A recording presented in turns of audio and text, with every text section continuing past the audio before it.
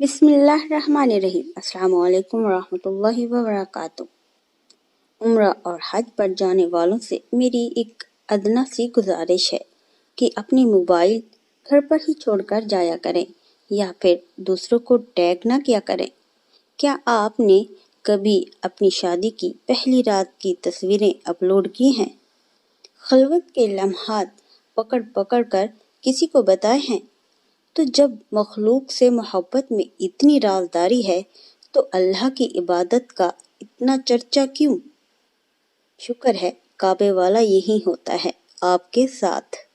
کعبے کی زیارت کو نہیں جاتا، ورنہ کعبے کی جگہ اس کے ساتھ سیلفی بھی ہوتی۔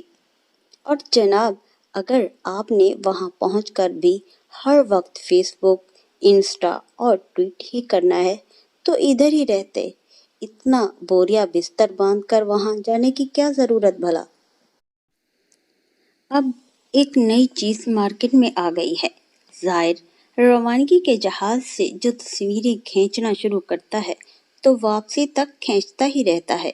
پھر جن لوگوں نے دعا کرنے کا کہا تھا ان کے ناموں کو خوبصورت رائٹنگ میں لکھ کر اس کے نیچے دعا لکھ کر عین کعبے کے سامنے فوکس کر کے تصویریں لیتا ہے اور پھر مذکورہ شخص کو ٹیگ بھی کرتا ہے۔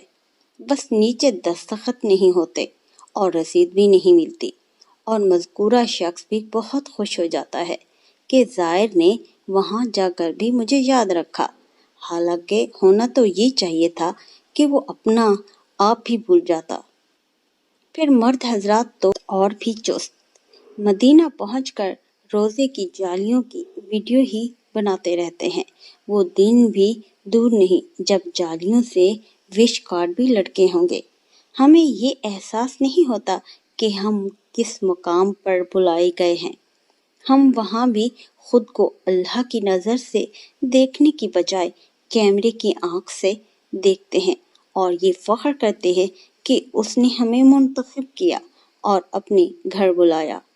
لیکن بلایا جانے والا یہ نہیں جانتا کہ منتخب لوگوں پر چیک اینڈ بیلنس رکھا جاتا ہے کہ کچھ سیکھا یا گوایا۔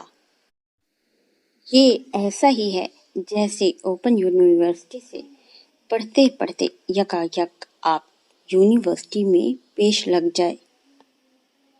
ذرا سوچئے، حاضری تو مل جاتی ہے، حضوری نصیب سے ملتی ہے، اور حضوری کے بنا حاضری ایسے ہی ہے جیسے بنا چابی کے تالا جو ایک بیش قیمت محل کے دروازے پر لگا ہے اور لگا ہی رہے گا جب تک کہ اذن نہ ملے۔